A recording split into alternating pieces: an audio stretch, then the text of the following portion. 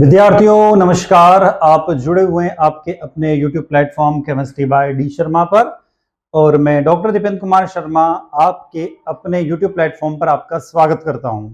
विद्यार्थियों, इस video lecture के माध्यम से हम जिस पेपर को डिस्कस कर रहे हो पेपर आपको स्क्रीन पर ये मेरे ठीक पीछे दिखाई दे रहा है। पेपर की जब हम बात करें तो यहाँ पर ये जो दिया हुआ पेपर ये BA थर्ड ईयर का पेपर है। NEP मतलब new education policy examination year दिया हुआ है 2024-25। विद्यार्थियों ये पेपर किस तारीख के दिन हुआ है? तो ये पेपर 26 मई 2025 के दिन कौन से विश्वविद्यालय की बात कर रहे हैं हम लोग?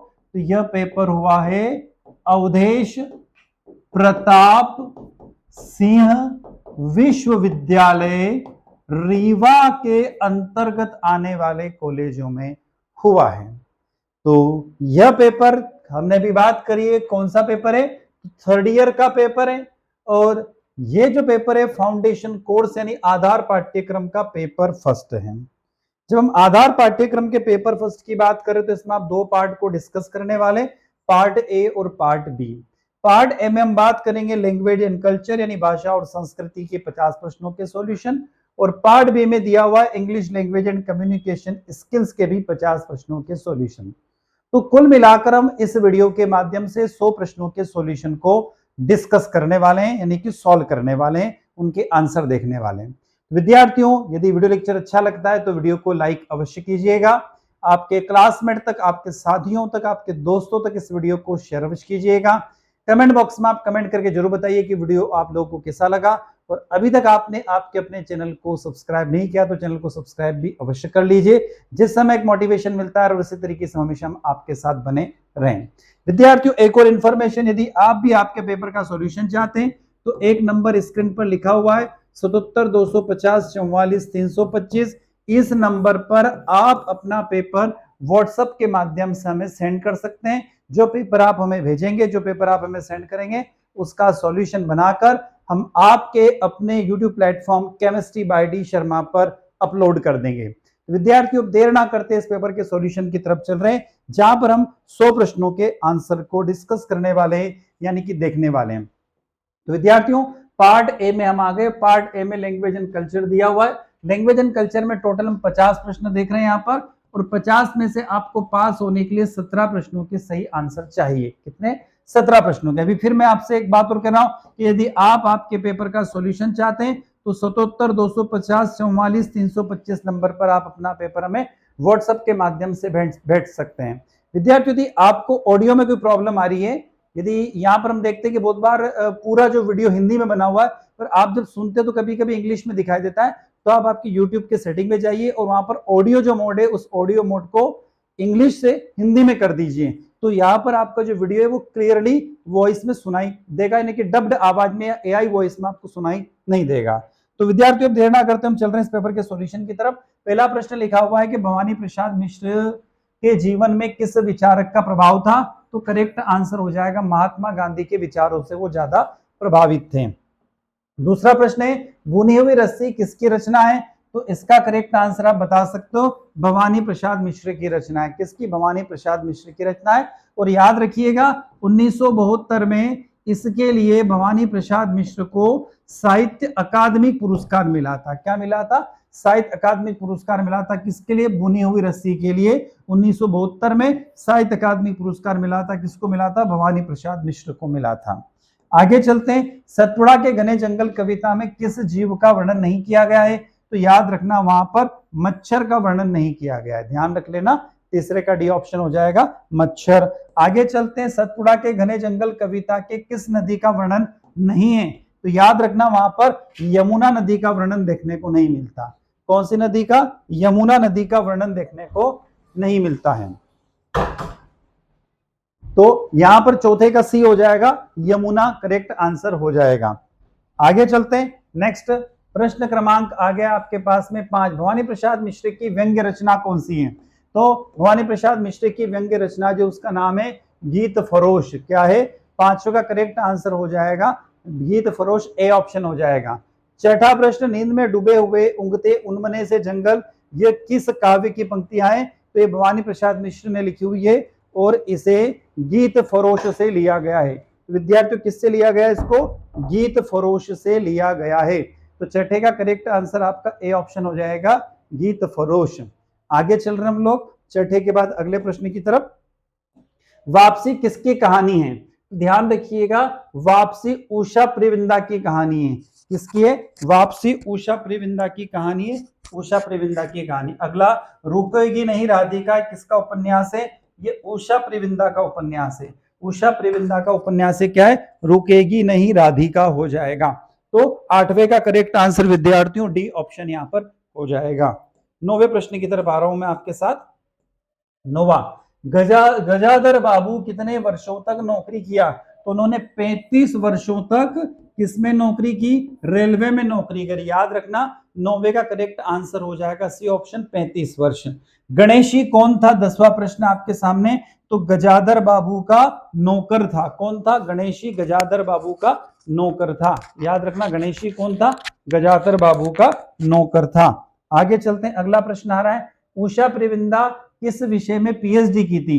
तो इन्होंने इलाहाबाद विश्वविद्यालय से अंग्रेजी विषय में पीएचडी की थी। याद रखना, इलाहाबाद विश्वविद्यालय से अंग्रेजी विषय में पीएचडी की थी। अगला, गजाधर बाबू किस विभाग में नौकरी करते थे? तो अभी हमने कहा रेलवे विभाग में नौकरी करते थे। किसमें? रेलवे विभाग में नौकरी करते थे।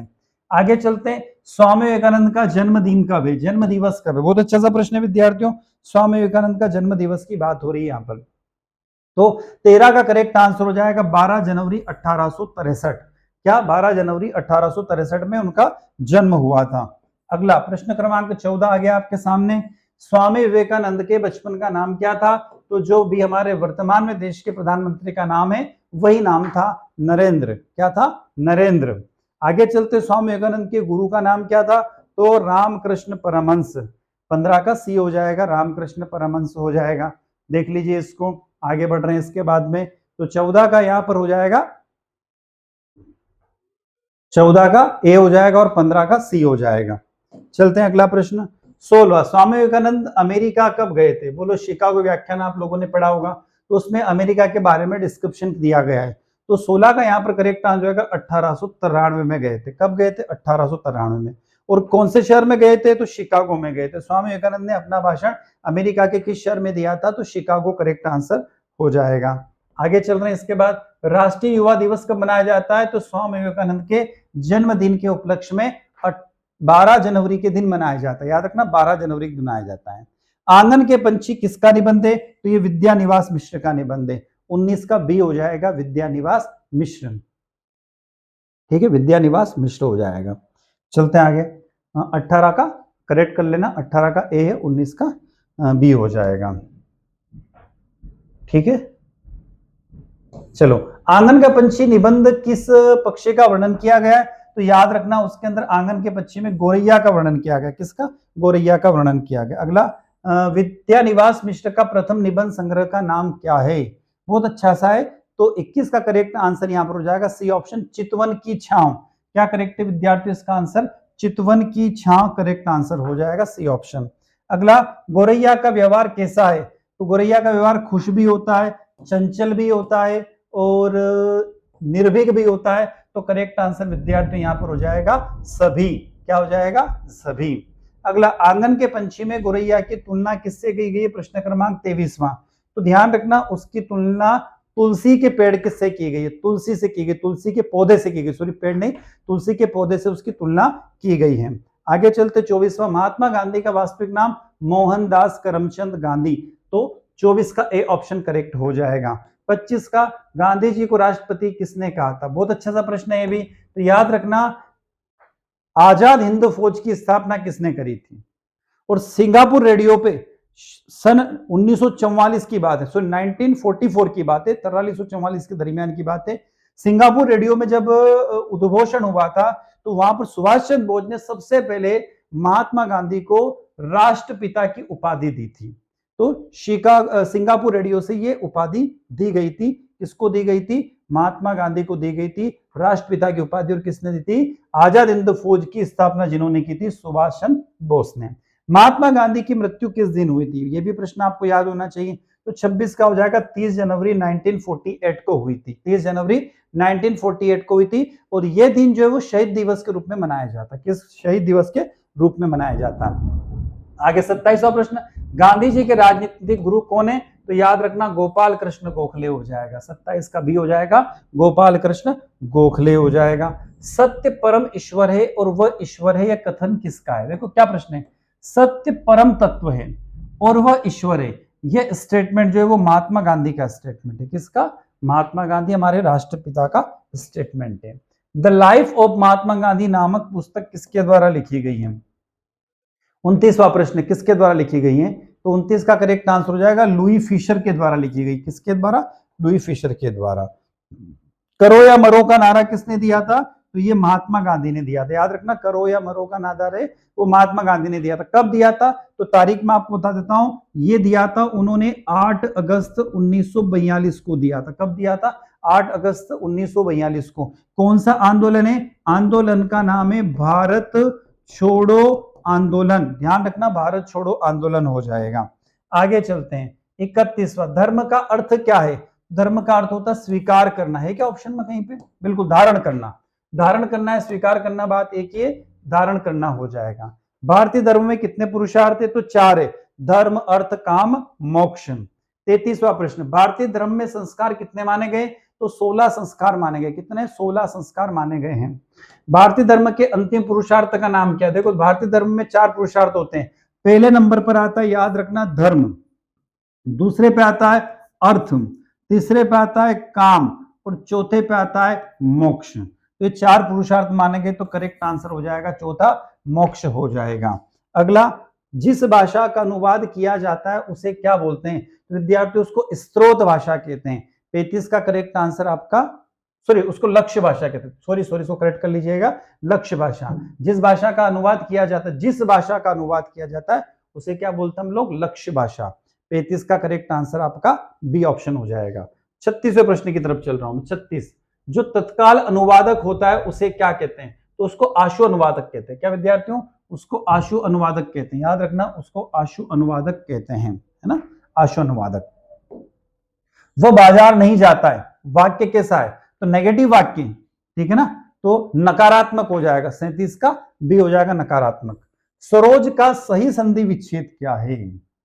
तो देखो विद्यार्थियों, सरोज का जो एग्जैक्ट संधि विच्छेद की बात करूं ना मैं, तो सरोज का एग्जैक्ट संधि विच्छेद है सर प्लस ज। ध्यान रखना, सर प्लस ज, सरोज हो जाएगा। ठीक है। 39, सही शब्द क्या है इन चारों में? तो इन चारों में से सही शब्द जिज्ञासा है। ध्यान रखना, जिज्ञासा सही शब्द है, जिज्ञासा सही शब्द है।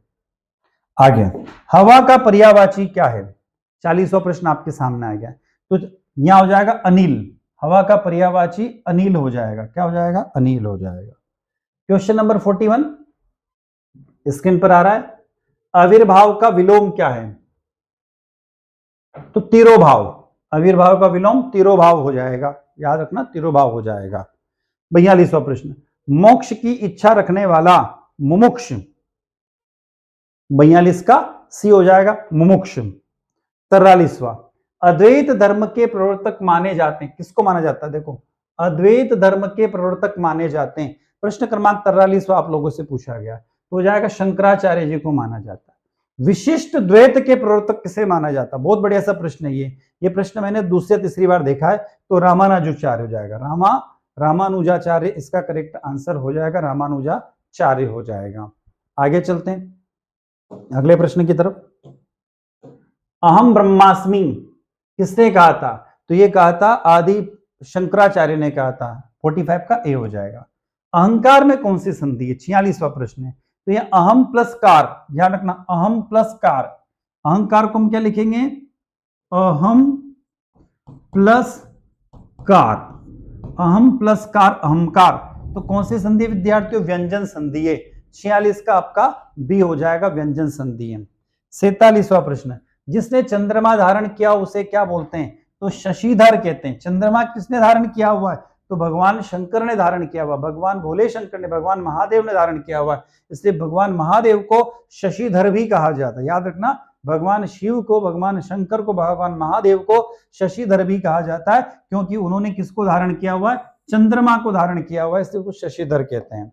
48, 16 वर्ष की किशोरी को क्या कहा जाता है? देखो 16 का अर्थ होता है षोडशी। क्या होता है? षोडशी। रामचरितमानस में कुल 7 कांड है। कितने कांड है विद्यार्थियों? 7 कांड है।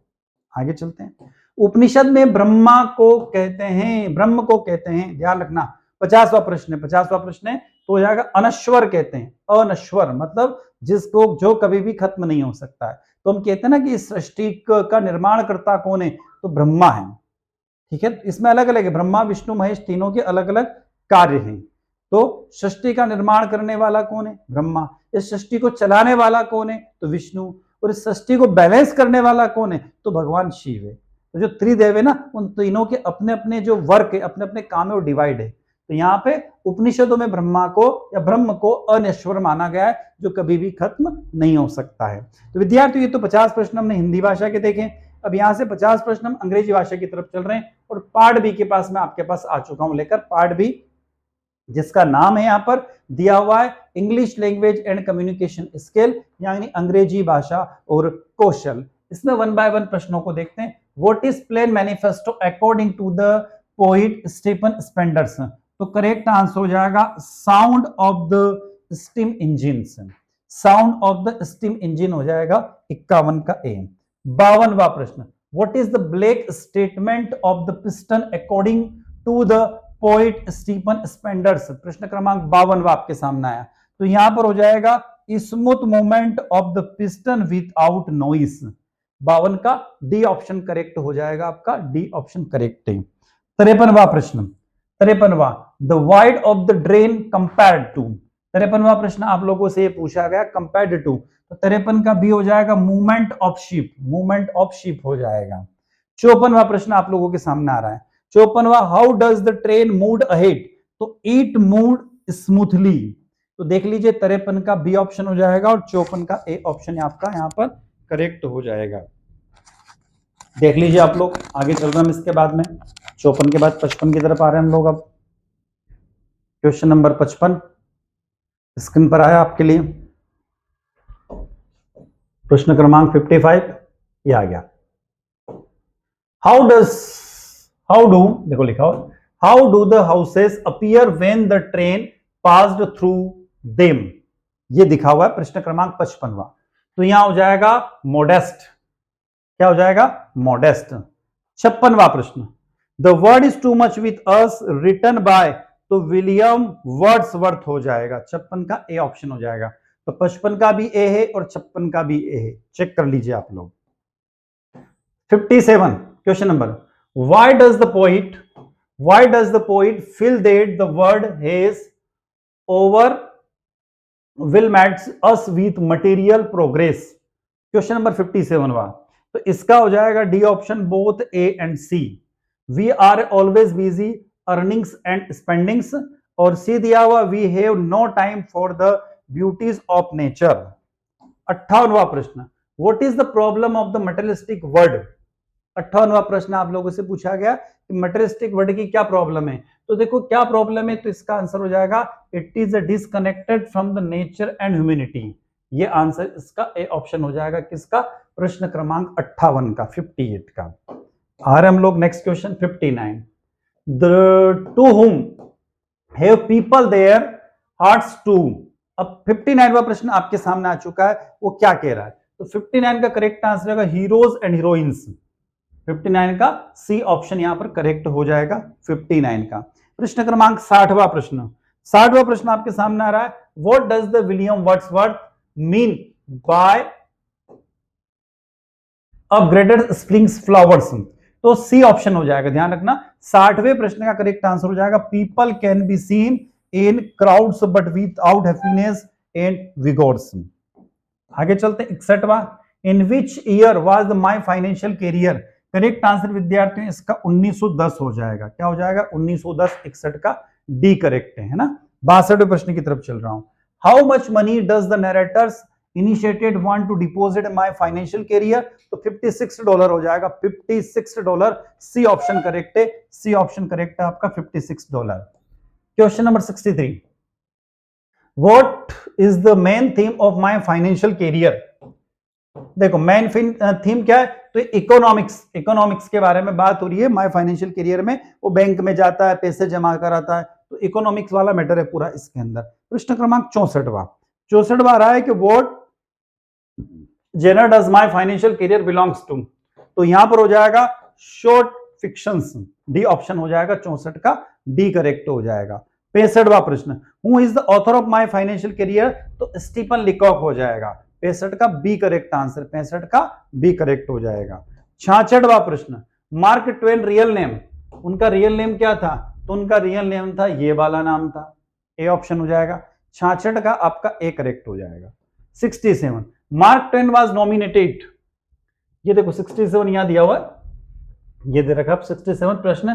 पहला ऑप्शन तो इसका ये दे रखा, दूसरा ये दिया हुआ, और तीसरा देखो to run against my Mister John and Smith and blank to for the seat of the governor of New York, तो करेक्ट आंसर विद्यार्थियों इसका सी ऑप्शन हो जाएगा। ध्यान रखना, इसका करेक्ट आंसर सी ऑप्शन हो जाएगा। 67 का कौन सा, सी हो जाएगा। चलते हैं आगे, चलते हैं हम लोग। 68, Mark Twain thought that he had especially advantage over the other candidates because, प्रश्न क्रमांक 68 आप लोगों से पूछा गया, तो he had a good character, he had a good character, 68 का ए हो जाएगा। प्रश्न क्रमांक 69 आपके सामने आ गया, a perjury, तो telling a lie in the court of law, 69 का करेक्ट आंसर सी हो जाएगा। मैच कर लीजिए 68 और 69 को, आगे बढ़ेंगे इसके बाद में हम लोग अगले प्रश्न की तरफ चल रहे हैं। यहां से हम नेक्स्ट, तो विद्यार्थियों यदि आप भी आपके पेपर का सॉल्यूशन चाहते हैं तो एक नंबर मैंने आपको शुरुआत में बताया था 77 250 44 325, इस नंबर पर आप अपना पेपर व्हाट्सएप के माध्यम से हमें सेंड कर सकते हैं। या कोई आपको दूसरी प्रॉब्लम भी है, जैसे कोई एजुकेशन में प्रॉब्लम आ रही है, सब्जेक्ट सिलेक्शन में प्रॉब्लम आ रही है, पोस्ट ग्रेजुएशन करने में प्रॉब्लम आ रही है, तो उससे रिलेटेड भी क्वेश्चन आप हमसे पूछ सकते हैं, उसका भी जवाब हम बिल्कुल आपको इस नंबर पर देंगे। व्हाट्सएप के माध्यम से आप हमें क्वेश्चन कर सकते हैं, बिल्कुल आपको जवाब दिया जाएगा। चलते हैं आगे, next question, what does the Bush means, तो नॉनसेंस हो जाएगा, नॉनसेंस हो जाएगा यहाँ पर, नॉनसेंस 70 का डी हो जाएगा, नॉनसेंस हो जाएगा। 71वां प्रश्न, 71वां, what is the primary goal of terrorism, तो देखो क्या है, मतलब आतंकवाद का प्रमुख गोल क्या है, प्रमुख उद्देश्य क्या है, तो to create fear and achieve politician religious and ideological objects, ये करेक्ट आंसर हो जाएगा इसका बी ऑप्शन। तो 70 का डी है, 71 का बी करेक्ट आंसर हो जाएगा। 72वां प्रश्न ये रहा, which type of the terrorism involves a cyber attack on critical infrastructure financial system of government network, तो इसको बोलते हैं साइबर टेररिज्म। 72 का सी हो जाएगा, cyber terrorism. 73, what is the name of the virus the cause कोविड-19, कोविड-19 का जो वायरस था जिसके कारण कोविड-19 यानी कोरोना जो फैला था उसका नाम पूछा गया प्रश्न क्रमांक 73 में, तो इसका करेक्ट आंसर हो जाएगा SARS-CoV-2, कोविड 2, ध्यान रखना SARS-CoV-2 हो जाएगा। अगला, who is the known as the father of the Indian, चलो राजाराम मोहन राय, ठीक, 74 का बी ऑप्शन हो जाएगा।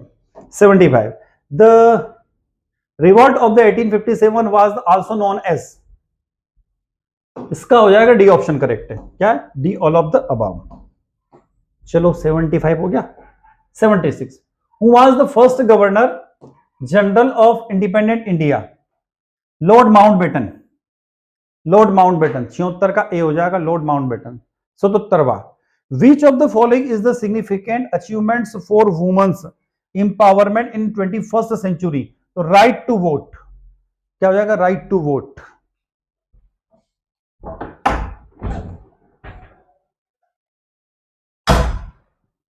तो राइट टू वोट 77 का ए हो जाएगा। 78, who become the first female prime minister, अरे भैया इंदिरा गांधी, 78 का ए हो जाएगा, इंदिरा गांधी। 1971 का युद्ध याद होगा आप लोगों को, पढ़ा होगा कभी आप लोगों ने, पाकिस्तान के जो 2 टुकड़े हो गए थे, फिर एक बांग्लादेश का भी उन्होंने निर्माण किया था। Which organization was the established of the promote international trades and economics corporation. 79वां प्रश्न आपके सामने आ गया, तो उसको बोलते हैं WTO, world trade organization. WTO का फुल फॉर्म होता है वर्ल्ड ट्रेड ऑर्गेनाइजेशन। 79 का बी हो जाएगा। प्रश्न क्रमांक 80, the United nation was formed in the which year, मतलब किस वर्ष में यूनाइटेड नेशन जो है वो मुख्य धारा में आ गया था? तो 1945 में आ गया था। कब आ गया था? 80 का भी हो जाएगा, 1945 में आ गया था। 81, what is the most common way to start introduction yourself? तो क्या करोगे? सेइंग हाय और hello and your name.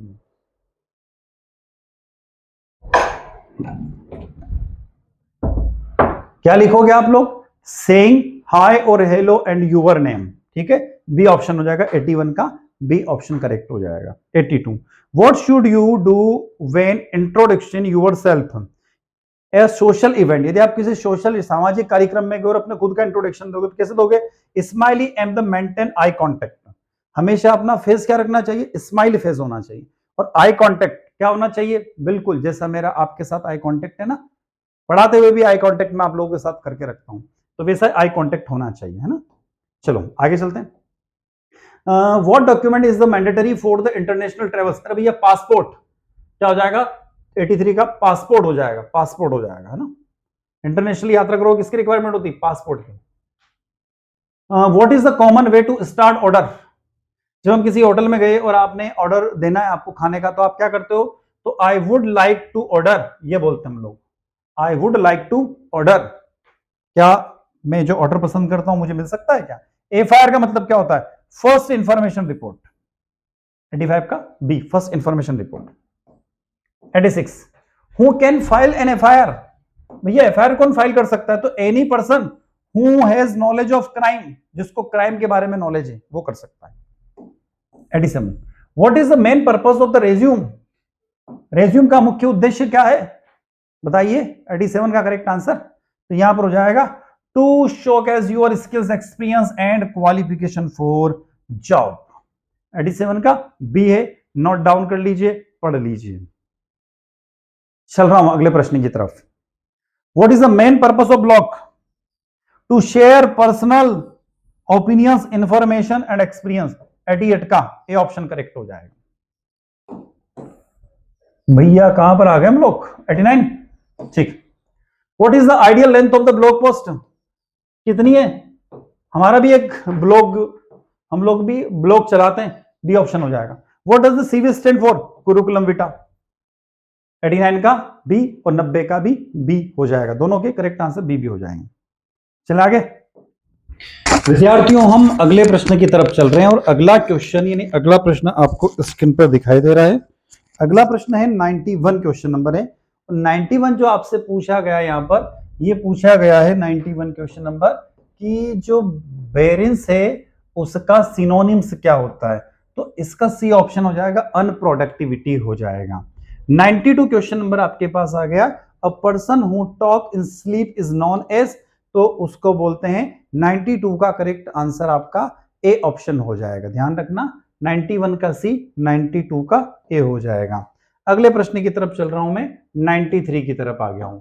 It was her medal speech on the stage and she performed well. Question number 93 है, तो यहां पर हो जाएगा फर्स्ट स्पीच हो जाएगा, 93 का डी ऑप्शन हो जाएगा। 94 के पास आ गया हूं मैं। 94 दे रहा है आपको प्रश्न क्रमांक, before the bell range the class was, तो यहां पर 94 का बी ऑप्शन हो जाएगा, ऑलरेडी। 94 का आपका क्या हो जाएगा? ऑलरेडी हो जाएगा। प्रश्न क्रमांक 95 आ रहा है कि टू ड्राइव होम। प्रश्न क्रमांक 95 आपसे पूछा गया है, तो 95 का बी हो जाएगा, to return to place wrist. अगला चलते हैं 96, his plan was so complicated that the, देखो अब यहाँ पे प्रश्न क्रमांक 96 आप लोगों से पूछा गया है, तो इसका हो जाएगा यहाँ पर पजल्ड, ठीक है ना, पजल्ड हो जाएगा। 97 प्रश्न क्रमांक है, meaning of proverb with open arm. 97 है, तो 97 का ओपन आर्म मतलब खुली बाहों से आपका स्वागत करता हूं, तो उसके लिए वर्ड आता है वार्मली। क्या हो जाएगा? वार्मली हो जाएगा। आगे चलते हैं 98, ये 98 को देखिएगा, प्रश्न क्रमांक 98 आपसे क्या पूछना चाह रहा है? 98 में दो फिलिंग द ब्लैंक्स दिए हुए हैं, तो आ रहा है यहां पर आ जाएगा do you get English in 10 days in the morning. 98 का ए ऑप्शन आपका करेक्ट हो जाएगा। 98 का क्या हो जाएगा? ए ऑप्शन करेक्ट है। अब प्रश्न क्रमांक 99 और प्रश्न क्रमांक 100 दो क्वेश्चन आपके सामने बैक टू बैक दिखाई दे रहे हैं। लास्ट दो क्वेश्चन इन दोनों के आंसर हम देख लेते हैं। तो विद्यार्थियों उससे पहले अनुरोध है कि वीडियो लेक्चर अच्छा लगा है तो लाइक तो बनता ही है, आपके क्लासमेट तक, आपके साथियों तक, आपके दोस्तों तक वीडियो को शेयर अवश्य कीजिएगा। कमेंट बॉक्स में कमेंट करके जरूर बताइएगा वीडियो आप लोगों को कैसा लगा, और चैनल को अभी तक आपने सब्सक्राइब नहीं किया तो जाते जाते चैनल को सब्सक्राइब अवश्य करके जाइए, जिससे हम और आप हमेशा बने रहें। और फिर एक और रिक्वेस्ट है, यदि आपको भी कोई डाउट है तो आपको एक मैंने नंबर बताया था, नंबर है 77 250 44 325। इस नंबर पर आप हमें जिस भी पेपर का सॉल्यूशन चाहते हो पेपर में भेज सकते हैं, या फिर आपका कोई डाउट है तो भी डाउट के फॉर्म में मैसेज यहां पर भेज सकते हैं। तो विद्यार्थियों चल बात करते प्रश्न क्रमांक 99। यहां Agha Sana please have tea, C option हो जाएगा। और इसका student are preparing for English grammar as their exam is very near, तो इसका हो जाएगा 99 का सी और 100 का भी क्या हो जाएगा? सी। विद्यार्थियों इसी के साथ मैं डॉक्टर दीपेंद्र कुमार शर्मा आपसे विदा ले रहा हूं। यह पेपर अवधेश प्रताप सिंह विश्वविद्यालय रीवा का पेपर है और 26 मई 2025 को हुआ है। तो यदि आप भी आपके पेपर का सॉल्यूशन चाहते हैं तो मैंने आपको 2 या 3 बार नंबर बताया वीडियो के दौरान, उन नंबर पर आप अपना पेपर हमें सेंड कर सकते हैं। उसका पेपर का सॉल्यूशन बनाकर हम आपके अपने यूट्यूब प्लेटफॉर्म पर अपलोड कर देंगे। विद्यार्थियों मैं डॉक्टर दीपेंद्र कुमार शर्मा आपसे विदा लेने जा रहा हूं। नए वीडियो के साथ में पुनः आपसे मुलाकात होगी। जय हिंद, जय भारत।